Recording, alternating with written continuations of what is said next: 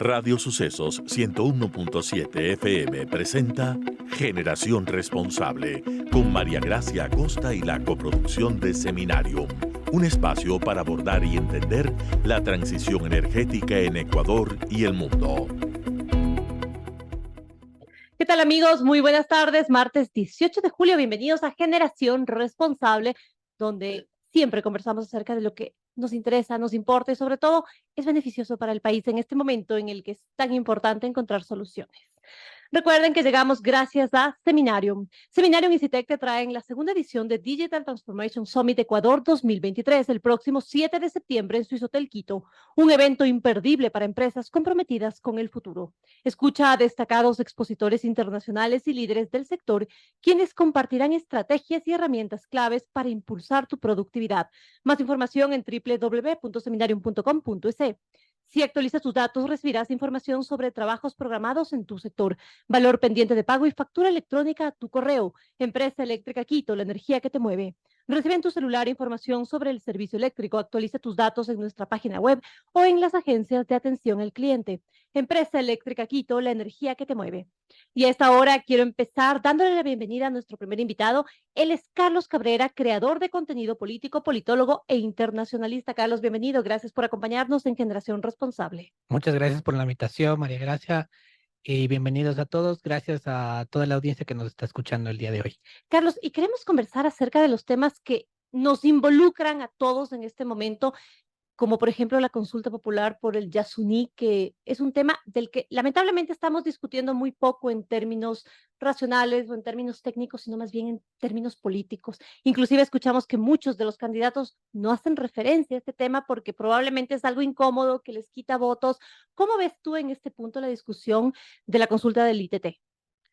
Creo que para responderte lo que deberíamos plantear es un vacío. Hay generalmente lo que hay es un ruido blanco en la conversación donde agendas polarizantes de un lado y del otro lado se enfrentan y excluyen directamente a la ciudadanía porque debaten marcos conceptuales que son extremadamente técnicos y que hacen que la discusión no se centre sobre lo que se debería hablar, que es sobre el territorio, las personas y cómo nos relacionamos con el desarrollo en el país, cuáles son las preguntas que tenemos que plantearnos alrededor del desarrollo, si vamos por el extractivismo o no vamos por el extractivismo, cuál es el contexto y si se puede generar un modelo alternativo fuera del extractivismo, dentro de el contexto en el que vivimos, en el que existe pobreza extrema, crecimiento de pobreza extrema, desarrollo del crimen organizado transnacional, expansión de la minería ilegal y diferentes problemáticas que hacen que sea complejo hablar sobre el tema sin que se genere una discusión polarizante y sin que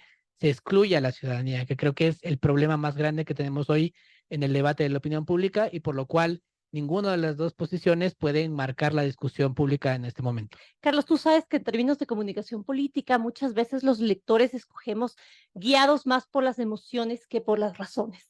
En este sentido, si es que emocionalmente han hecho un trabajo desde hace mucho más tiempo y quizá más fuerte fuera del campo técnico, quienes están a favor del sí en la consulta popular, podría darse que llegue a ganar el sí y que con esto el bloque 43 deje de operar. ¿Cuáles serían a tu criterio los posibles efectos de este cierre?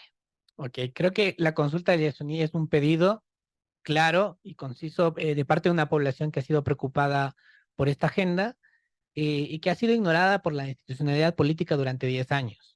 Y este es un error gravísimo porque lo que ha permitido es una construcción de mitos y estructuras en relación a al Yasuní, a la explotación petrolera, y generar marcos discursivos donde la emocionalidad, que no es de por sí mala, sino que no debería ser la orientadora de la discusión pública, termina por ganar y generar peso cuando se generan debates y se va de la parte práctica de plantearnos cuál sería el futuro del país y cuál es la agenda a largo plazo para la gestión de los sectores estratégicos y su relación con la vida que queremos. El problema de la consulta es que, como decía antes, se ha generado ruido blanco y no se ha abierto la discusión a la gente ni a los temas que deberíamos discutir. Tú justo mencionaste una palabra que es sumamente importante en este caso y es la de los mitos que se crean en torno a este tema. Los mitos son, por ejemplo, no puede haber una explotación petrolera sin respetar a la naturaleza, los recursos naturales y también a las comunidades, pero son las propias comunidades las que nos están diciendo, estamos contentos, están cuidando nuestro medio ambiente, tenemos trabajo y tenemos progreso. ¿Qué otros mitos pueden ser quizá desmontados o desmentidos en torno a esta temática? Creo que la palabra es contexto, porque no podemos analizar las estructuras discursivas y los mitos que se crean de lado y lado, porque también hay mitos desde el lado de la industria extractiva, sin entender el contexto en el que vivimos en el Ecuador, con una creciente pobreza extrema, con una creciente desigualdad, con poco o nulo desarrollo territorial y con incapacidad del Estado de poder contener el crimen organizado transnacional. Entonces, es necesario replantear y reenmarcar la discusión hacia problemáticas del modelo de gestión de desarrollo territorial que deberíamos discutir. Y esto incluye a los sectores estratégicos, incluye a la industria. Por eso es necesario que la discusión se marque en ese lado, o sea, que vayamos a discutir sobre cuáles, cuáles son el modelo de gestión, cuál es la capacidad que va a tener el Ecuador en desarrollo petrolero en los próximos años, si es que paramos de generar explotación petrolera en cierto momento, cuál va a ser el reemplazo, cómo vamos a desarrollar territorialmente las economías de provincias como Zamora Chinchipe, que es una de las provincias más pobres del Ecuador, y como las provincias que han sido petroleras durante más de 40 años, cómo vamos a transformar su economía en no dependiente. Entonces, no solo es cómo no dependemos desde el Estado, sino cómo desde el territorio, esa gente que ha vivido toda su vida y que ha crecido generaciones y generaciones que han crecido con la industria petrolera y han generado costumbres alrededor de la industria petrolera, cómo discutir un nuevo desarrollo con ellos, un desarrollo endógeno que les permita ampliar sus capacidades y generar al Estado un alivio de no estar todo el tiempo pensando en cómo bajar y mitigar el conflicto social dentro de estas provincias. Qué importante hablar entonces también en materia de gobernanza, que todos, incluidos quienes son los principales partícipes, puedan ser parte de esta conversación y de esta discusión. ¿Qué otros problemas o posibles conflictos ves tú en el caso de que llegase a ganar el sí en la consulta? El ministro y también miembros de las comunidades nos han dicho, miren, tenemos miedo de que vengan los ilegales de todo tipo, el momento que salga la empresa estatal petrolera, que después de tantos años de explotación petrolera, algo mejor hemos aprendido a hacer las cosas según nos han dicho ellos. Creo que se ha aprendido, siempre hay una curva de aprendizaje y en este caso se ha aprendido de los errores que hemos cometido como país y como y industria, los errores que la industria misma ha cometido dentro del país y la gestión sobre todo en territorio, y gestión social en territorio. Creo que la industria minera tiene una oportunidad diferente, pero que al mismo tiempo es vulnerable porque tiene un estado débil en el cual la inseguridad ha crecido, las cifras son evidentes, y una de parte de este tipo de inseguridad y de crimen organizado transnacional es la minería ilegal. En Ecuador hay 700 focos de minería ilegal en 22 provincias del país, y la minería ilegal es un eslabón entre cadenas de valor legales y ilegales, genera economías paralelas, ¿no? Entonces, el crimen organizado transnacional no solo es el narcotráfico que hemos visto y que nos inundan las noticias sobre el Está narcotráfico. buscando otras formas de financiarse y entre estas está la Exactamente. minería ilegal. En Colombia, el precio de la cocaína ha caído y lo que hacen las economías ilegales transnacionales es mudarse a otro tipo y generar clústeres de desarrollo donde puedan generar gobernanza dentro del territorio y generar enclaves productivos diferentes. Entonces hay que pensar al crimen organizado transnacional como un enclave productivo, como si fuera una multinacional que juega con diferentes tipos de economías que son ilegales, pero que al mismo, o sea, el objetivo de estos, de este tipo de crimen es generar rédito. Entonces, si nosotros prohibimos, por ejemplo, la minería, ponemos en la Constitución que se prohíba la minería metálica, que se prohíba la explotación petrolera, no va a servir de nada porque el crimen organizado transnacional va a seguir ahí lucrando de los espacios que vamos a dejar en vacío. Yo tengo una pregunta considerando también tu formación en el tema político y es lo que te decía al inicio, los candidatos están obviando hablar de este tema. Este es un tema que para el un lado es técnico, para el otro es medio ambiente y emociones, pero para efectos racionales y efectos de voto es un tema político, es un tema eminentemente político. pero los candidatos están tratando de no hablar. Todos proponen muchísimas cosas, pero no dicen de dónde van a venir los recursos, porque si esto llega a pasar, finalmente se recortará muchísimo también el tema productivo y perderemos fuerza en mercados internacionales, inclusive para negociar después ventas spot y otros aspectos que tienen que ver con nuestro principal ingreso. Exactamente. Creo que el problema está en un límite entre la comunicación, entre el marketing electoral y la comunicación gubernamental. El problema está en que desde el marketing electoral, para muchos candidatos, hablar de agendas sensibles que son contrarias o que pueden meterlos en problemas, sienten que van a perder votos, cuando en realidad desde la comunicación gubernamental lo que se plantearía es que tomen esas agendas y las remarquen dentro de su propia estructura. El problema es que ellos no tienen estructura y ese es el vacío. No tienen un pensamiento, una ideología profunda y un desarrollo sobre eso. Entonces, mientras los noticieros nos hablan todo el día y nos inundan de noticias sobre narcotráfico e incantación de drogas, igual el gobierno, los políticos hablan de el narco y cómo enfrentarlo, pero ni los medios ni los políticos se han puesto a pensar cómo funciona el crimen organizado transnacional, que es lo que abordamos en la anterior pregunta. No hablan de enclaves productivos, no hablan de cadenas de valor, no hablan de mercados ilegales emergentes, ni de gobernanzas criminales en territorio. Entonces juegan todo el tiempo a retóricamente hablar y pasar el tema por ahí, pero se saltan a la minería ilegal porque es un espacio que no les conviene, porque al final también la minería ilegal es una parte, genera financiamiento para diferentes tipos de candidaturas. Entonces, se obvia, con el cliché del narcotráfico, se obvia que 6 de cada 100 personas viven en la pobreza y que provincias como Imbabura, con tasas de pobreza del 29.4%, o Esmeraldas, donde supera más del 50%, están inundadas de minería ilegal y de conflictividad social. Entonces, es prioridad para nosotros, los ciudadanos, exigirle a los candidatos que nos digan estrategias reales de cómo desmantelar la gobernanza criminal y tomar realmente el contexto de lo que está pasando. Entonces, hay que exigirles política, no politiquería.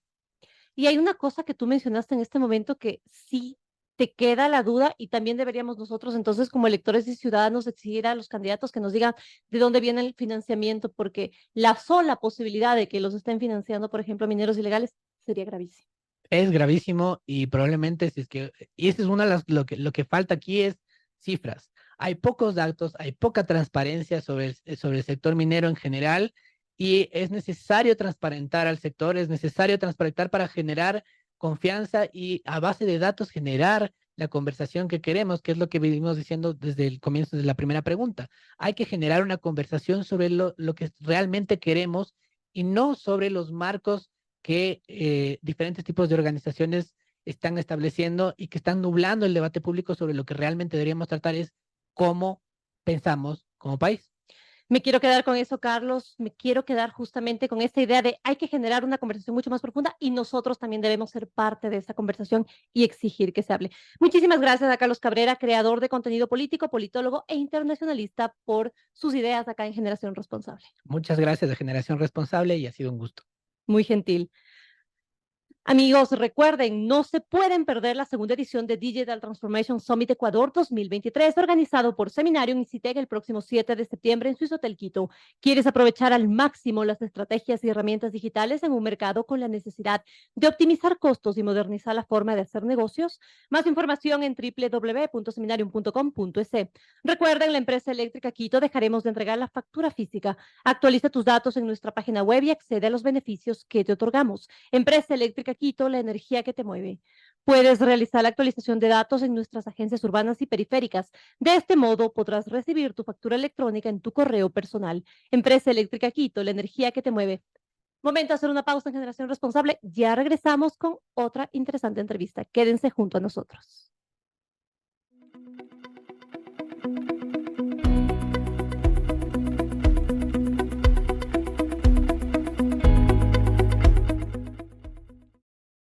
Estamos de regreso en Generación Responsable para tratar ahora otro de los temas fundamentales e importantes en este momento, y es la consulta popular del Chocó Andino, en la que participaremos únicamente en el Distrito Metropolitano de Quito, pero que también importa a todos. Para hablar acerca de este tema, quiero darle la bienvenida a María Eulalia Silva, ella es presidenta ejecutiva de la Cámara de Minería del Ecuador. María Eulalia, bienvenida, gracias. Gracias a usted, María Gracia. Encantada de estar con su audiencia. Muy gentil. María Eulalia, ¿cómo van las cosas con la consulta popular del Chocó Andino? Hace un momentito hablábamos sobre los posibles efectos negativos o irracionales, más políticos que técnicos, de la consulta del ITT. También, ¿qué puede pasar en el caso del Chocó Andino? ¿Cuáles son los riesgos que estaría enfrentando no únicamente la provincia, sino además el país en el supuesto de que ganase el sí? María Gracia, prohibir la minería responsable es un sinsentido. Esto, lejos de proteger el ambiente, exacerbaría las amenazas ambientales que hoy por hoy tiene esa zona, que son la minería ilegal, la tala ilegal, el tráfico de especies. También hay una pésima gestión de los gobiernos autónomos descentralizados de la zona que no permiten un buen tratamiento y un buen saneamiento del agua. Vemos que el río Chiripe está contaminado con aguas servidas justamente por la falta de esta gestión, más no como producto de las actividades mineras formales. ¿Cuál es entonces la intención de prohibir la minería formal, legal, responsable, que cumple con los parámetros ambientales en esta zona?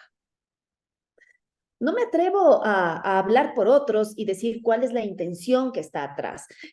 Quiero, quiero ser escéptica y pensar que esto es producto del desconocimiento, quizás por ahí también producto tal vez de algunas agendas políticas o agendas personales incluso, pero en realidad la minería industrial es una actividad nueva en el país, estamos en operación apenas desde hace 3 años.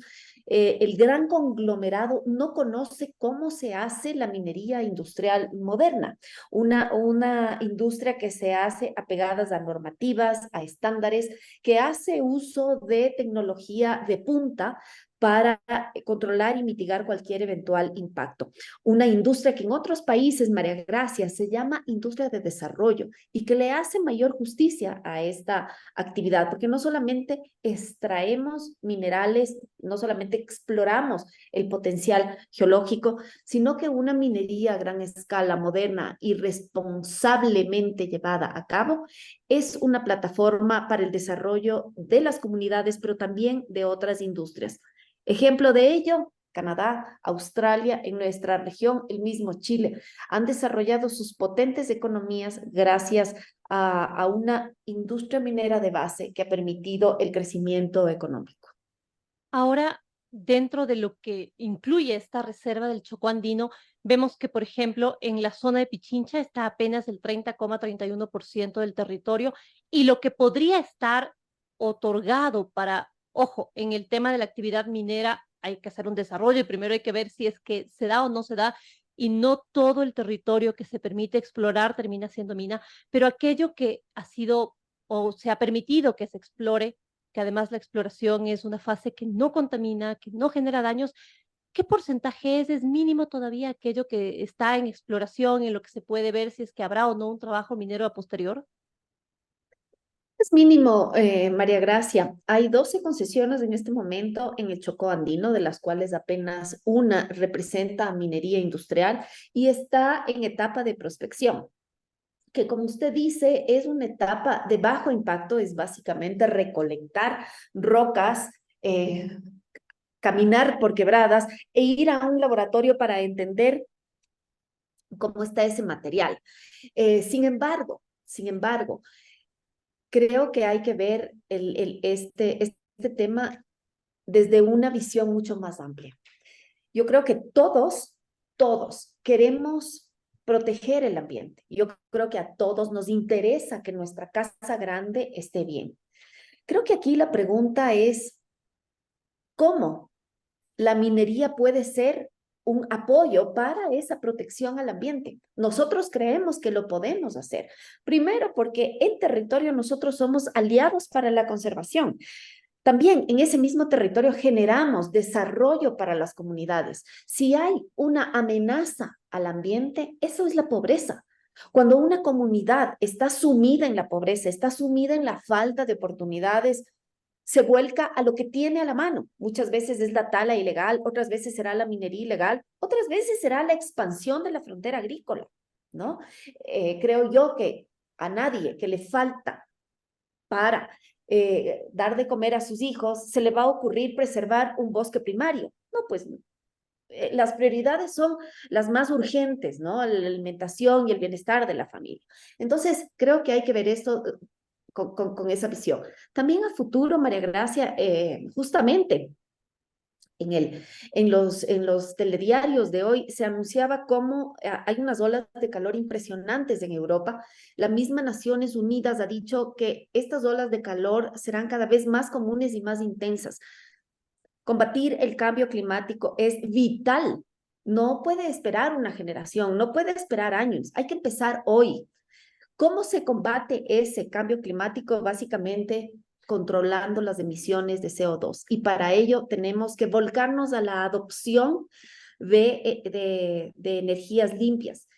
Y, por supuesto, cambiar el parque automotor de combustible fósil por vehículos eléctricos. Solo con ello podremos ralentizar este efecto horroroso de la crisis climática. Pero para realmente adoptar parques automotores eléctricos, para adoptar un modelo energético limpio, necesitamos el suministro de minerales. No se hacen los autos eléctricos ni las antenas eólicas con aire o con madera. Se necesitan minerales. Un vehículo eléctrico consume de 4 a 8 veces más cobre de lo que consume cualquier vehículo a combustible fósil.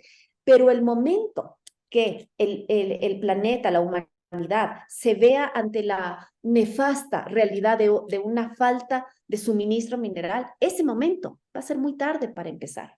Porque efectivamente, antes de empezar la producción, la extracción de minerales, tenemos que pasar 12, 15 años de exploración y prefactibilidad y de construcción de mina para recién tener esos minerales. Así es que creo Y nosotros que acá tenemos muchísimos de estos minerales, ¿verdad? Que están bajo seguro. tierra y necesitan también que comencemos a extraerlos para generar riqueza. Y como usted menciona, el tema del medio ambiente. Aquí hay algo importante que usted mencionó, hijo, es justamente lo que la empresa y la actividad minera puede darle también a la protección medioambiental. Podríamos referirnos a los ejemplos que ya tenemos, son pocos y son pocos años de trabajo. Sin embargo, en la provincia donde se encuentran estas minas de actividad industrial o grande, ¿ha habido cambios? ¿Ha habido trabajo para justamente no caer en tú mismo, afectar al medio ambiente porque necesitas, porque tienes que alimentar a tu familia, sino que tienes opciones de trabajo? Por supuesto que sí, y voy a dividir estos impactos positivos en dos, en los temas comunitarios y sociales y en los temas ambientales. En lo comunitario y social, y me voy a referir exclusivamente a lo que está sucediendo en Zamora Chinchipe, que es la provincia que alberga las dos minas a gran escala. Esa provincia, María Gracia, ha logrado desde 2019 lo que ninguna otra provincia del país ha logrado. Desde 2019 se ha reducido 13 puntos la pobreza. En el cantón Yanzasa, de directa influencia de Fruta del Norte, en ese cantón se ha incrementado más de 2 años promedio la escolaridad de la gente. En ese mismo cantón, durante la construcción de Fruta del Norte, fue de los 221 cantones del país el cantón donde más creció el empleo formal. De tal manera que no son cifras despreciables, por supuesto, ni tampoco son anécdotas, es información metodológicamente levantada. Ahora bien, allí mismo me voy a referir a los otros ejemplos, los ejemplos ambientales de una minería bien realizada. Hablemos de Fruta del Norte. Es una concesión de más o menos 2.000 hectáreas, de las cuales alrededor de 180, 200 hectáreas, es decir, menos del 10% de esa concesión está intervenida. Las 1.800 hectáreas restantes, ¿qué han sucedido? Están siendo conservadas, allí hay monitoreos vegetales, monitoreos animales, incluso se han registrado especies animales y vegetales que no se habían registrado antes, hay corredores para el paso de animales y finalmente uno ve un área conservada. Después de que pasen los años y se haya extraído el yacimiento, se va a levantar ese 10% de la concesión que ha sido intervenido, se levantarán campamentos, bocaminas, se levantarán plantas de proceso y todo eso será revegetado con las especies que ya se recolectan en viveros. El agua que toma Fruta al Norte y todos los proyectos de minería responsable tienen que ser devueltas al ecosistema en las mismas condiciones que fue tomada. Y para ello hay análisis al entrar esa agua para determinar sus niveles físico-químicos, se la recircula y se la devuelve una vez que ha sido tratada y que un laboratorio externo determine que esos niveles físico-químicos están iguales a como entraron. En la práctica, incluso estamos devolviendo el agua en mejores condiciones. Esas son las condiciones entonces en las que se desarrolla la minería legal. Hay una cosa que me preocupa, María Eulalia, y es el tema de las inversiones y cómo puede quedar Ecuador ante la mirada internacional, ante la mirada de los inversionistas. Tenemos una riqueza increíble y obviamente creo que muchas empresas y muchas industrias estaban esperando la apertura del catastro, pero con esta posibilidad, con la inseguridad jurídica que se genera, nosotros que requerimos inversión extranjera en nuestro país, que nuestra economía básicamente tiene que ver con el tema petrolero y estábamos moviéndonos también hacia el tema minero, ¿cómo quedamos? Quedamos más o menos mal, María Gracia, y voy a explicar mi frase, más o menos mal. Podríamos estar excelente. Sin embargo, no llegamos a tener, a ser realmente ese destino de inversión que queremos ser. Y me voy a remitir a los datos del Instituto Fraser. El Instituto Fraser es un instituto encargado de generar una serie de rankings a nivel mundial y de múltiples sectores. Pero en el caso de la minería, el Instituto Fraser es una especie de brújula para entender cómo está la actividad en los distintos países. Hoy por hoy, el Ecuador está en el puesto 27 de 62 distritos mineros. Eso parecería que no es tan malo. No, yo creo que sí es malo, porque podríamos estar en el cuarto rubro en el cuarto rubro del Instituto Fraser. Y lo voy a desglosar. En potencial minero, el Ecuador, dentro de ese ranking, ocupa el cuarto puesto de 62 distritos. Es decir, a ojos de todo el mundo, el potencial geológico del Ecuador es uno de los más vastos y de los más ricos del planeta. Sin embargo, cuando ese mismo índice cambia ya no a potencial, sino a todo el tema que involucra seguridad jurídica, entorno político, eso cae ostensiblemente al puesto 45 de 62. Eso nos da un promedio de estar en el puesto 27. Insisto, nosotros podríamos estar en el puesto cuarto de ese índice de los mejores destinos de inversión minera.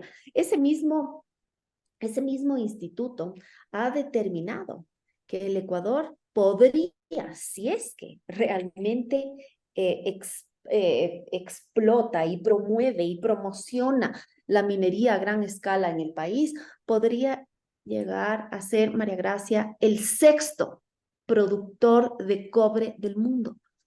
Esperemos Y entonces además, que estas cifras que son realmente importantes, que vienen de la mano del desarrollo para el país, puedan ser tomadas en cuenta por todos los electores que tienen que decidir, porque está en su camino, está en su terreno el futuro y el desarrollo del Ecuador. María Eulalia, por cuestiones de tiempo, quiero agradecerle, pero me quedo con esa idea y sobre todo con el llamado a que todos pensemos, consideremos y evaluemos qué es lo que queremos de nuestro país. Muchísimas gracias por acompañarnos.